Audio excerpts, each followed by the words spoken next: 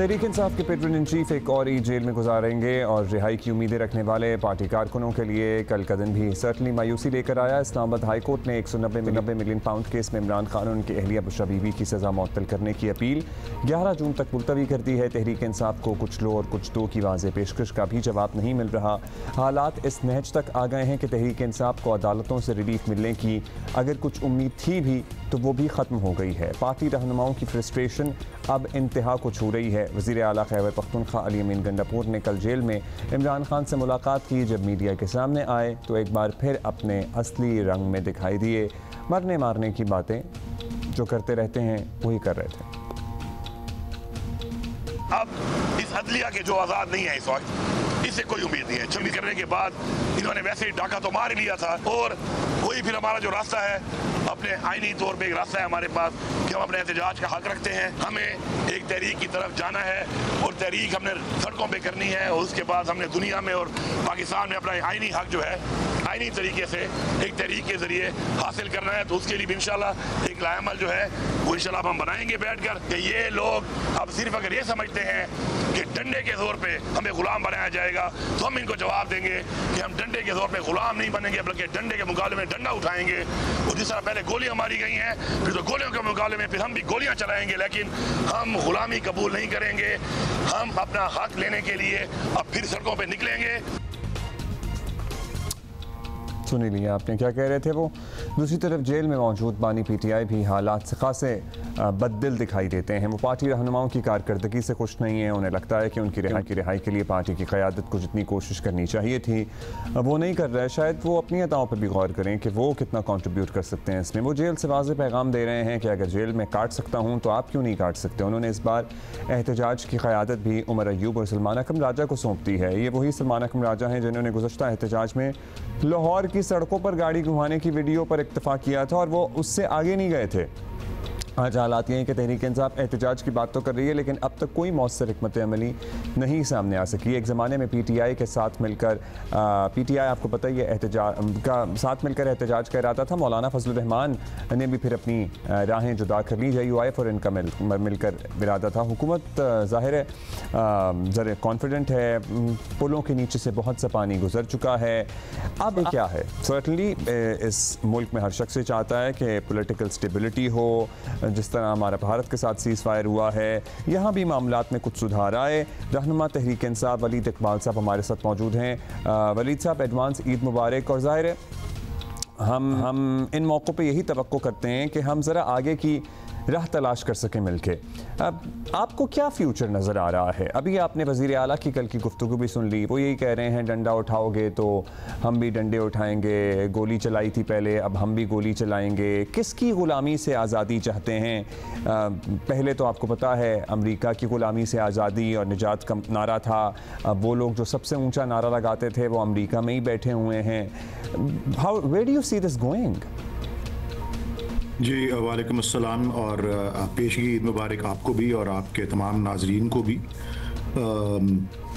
आपके सामने आपने अभी बात की कि ये, और मेरे ख्याल में सबसे काबिल ज़िक्र बात जो है वो इससे शुरू करते हैं कि जो अदालत ने 11 दिन और केस को मुलतवी कर दिया। बड़ी वो हैरत अंगेज़ बात इसलिए थी कि प्रोसिक्यूशन ने सिर्फ बजाय के कोई मेरिट्स पे बात करने के डॉज करने की कोशिश की कि जी हमारी ये भी टीम तैयार नहीं है। और 20 ऐसे केसेस हैं जिसमें ख़ास तौर पे जहां ख़वातीन का मामला हो उसको एक्सेलरेटेड बेसिस पे कोर्ट्स टेकअप करते हैं। और जब कोई प्रोसिक्यूशन इस तरह से डॉज करे तो उसको नज़र यही आ रहा होता है कि उसके पास केस कोई नहीं है। तो बहरहाल 26वीं तरमीम के बाद अभी गंडापुर साहब का आपने बयान भी दिखाया, उनका अपना अंदाज है गुफ्तगू करने का। 26वीं तरमीम के बाद तो वैसे एक सरकारी महकमे की तरह जो है उसको महदूद कर दिया है अदालतों को बदकिस्मती से। और जब इदारों को इस तरह से ट्रीट किया जाए तो हमारे जैसे जो अपोजिशन की पार्टी है और जिसको ऊपर हावी होने के लिए पूरे सिस्टम को जो है इस तरह से जो है किया जा रहा है उसकी तनसीख, तो उसके बाद फिर क्या चॉइस रह जाती है? आपने पूछा ना आगे का रास्ता क्या है, तो जब कोई और कानूनी और आईनी रास्ता ना मौजूद हो तो फिर एक ही पॉसिबिलिटी या ऑप्शन जो है वो रहती है कि एक पुरअमन एहतजाज, वो भी कानून और आइन के दायरे में ही, कि एक पुरअमन एहतजाज भी करें और वो भी आपने देखा गंडापुर साहब ने उसी की तरफ जो है वो इशारा किया है। नहीं वलीद साहब, उन्होंने उसकी तरफ इशारा नहीं किया, उन्होंने तो गोलियों और डंडों की बात की है। अब ये बताइएगा आप कि एहतजाज पहले लोग बहुत कर चुके हैं, ज़ाहिर है गुज़श्ता दौर में जो अदवार में जो मामलात थे, जब आप उस वक्त की हुकूमतों के ख़िलाफ़ एहतजाज करते थे, वो माहौल तो रहा नहीं है, क्योंकि उसमें बहुत सी दीगर क़ुव्वतें आप लोगों के एहतजाजों का हिस्सा होती थीं या साथ देती थीं। एहतजाज करके भी तो देख लिया, मतलब आप भी वाकई ये समझते हैं कि एहतजाज से कोई हल निकल आएगा, या आपकी ये सोच है कि बातचीत होनी चाहिए, बातचीत के ज़रिए ही हल निकलेगा और एक्चुअली कुछ दो और कुछ लो के ज़रिए ही हल निकलेगा?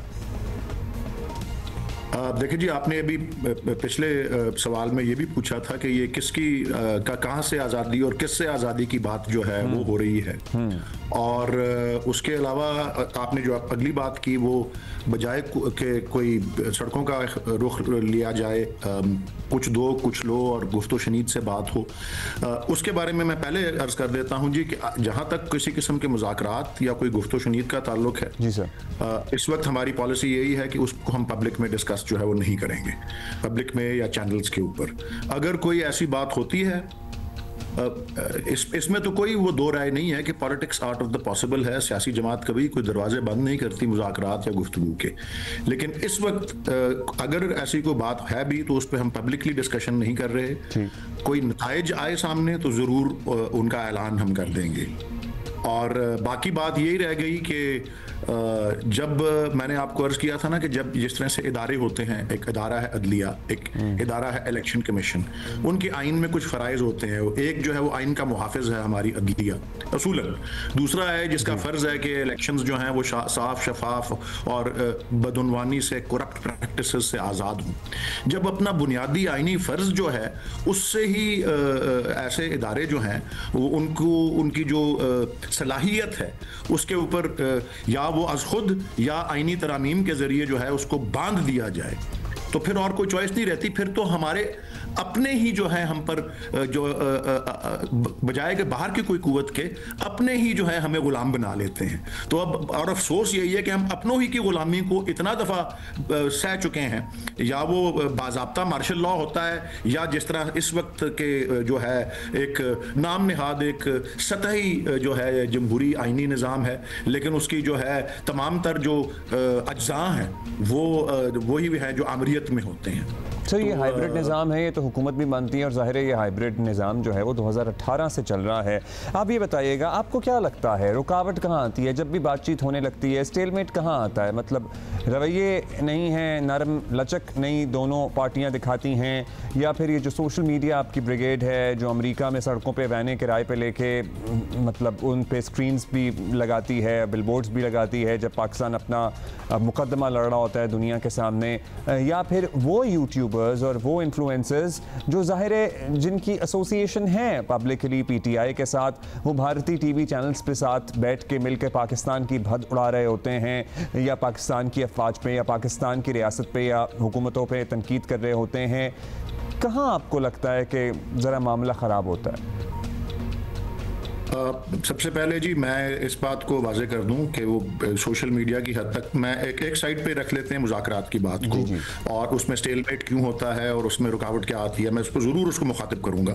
लेकिन मैं इस बात को ख़ास तौर पे मैं पहले जो है आपको ये इस बात पे ज़ोर देना चाहता हूँ कि पाकिस्तान के किसी किस्म की जंग की कैफियत में हो और हिंदुस्तान से हो, तो मैं कतई तौर पे इस बात को एक्सेप्ट नहीं करना समझता कि ये मुनासिब है, बल्कि मुस्तरद करता हूँ कि सोशल मीडिया के कोई ब्रिगेड हो या कैसी कोई भी सोशल मीडिया में हमारी नुमाइंदगी कर रहा हो और उसने पाकिस्तान का साथ ना दिया हो, पाकिस्तान का पूरा साथ इस किस्म के हालात में जो है हमारे तमाम जो एक्टिविस्ट्स हैं उन्होंने दिया। और सोशल मीडिया पे जो प्रेजेंस है पाकिस्तान तहरीक इंसाफ की और उसके जो हमायत करने वाले लोग हैं, जिन पे पार्टी का ऐसा सच कोई कंट्रोल तो नहीं, वो जवाबदेह तो नहीं है, वो हिमायत करते हैं पार्टी की और साथ फिर अपनी अगर कोई इकदाम ले भी लेते हैं कई मौक़ों पे, तो हम उसको तो नहीं ओन करते, वो हमारे सरकारी नुमाइंदे तो नहीं है पार्टी के। लेकिन बहरहाल अगेन मुज़ाकरात का दरवाज़ा कभी भी कोई सियासी जमात बंद नहीं करती, लेकिन क्या उसमें रुकावट आती है, क्यों उसमें स्टेलमेट होता है? चूंकि हम मुज़ाकरात पे अगर कोई हो भी रहे हो तो पब्लिकली कोई तज़किरा का जो है इस वक्त हमारी पॉलिसी है कि नहीं करना। इस सवाल का जवाब देने के लिए मैं सिर्फ मफरूज़े इस्तेमाल करूंगा, तो उसकी कोई ज़रूरत है नहीं, ये बेमानी है, उससे खामखा की कयास आराइयाँ जो हैं वो उभरती हैं। हैविंग सेड दैट, मुज़ाकरात का दरवाज़ा जो है कभी भी कोई सियासी जमात बंद नहीं करती। चलिए, और अगर मुल्क में पॉलिटिकल स्टेबिलिटी चाहिए तो ताली दोनों हाथों से बचती है। जी सर्टनली। जो नाम नहाद हुकूमत है और उसके नुमाइंदे हैं और जो असली फैसला करने वाले हैं वो अगर समझते हैं, हमारे भी कुछ उनको पता है, वाज़े है कि हमारी डिमांड्स क्या हैं और वो मुसलसल पिछले 6-8 माह से क्या रही हैं। ठीक सर, जरूर we got your point sir. Thank you so much for your time sir. Waheed Iqbal sir हमारे साथ मौजूद थे।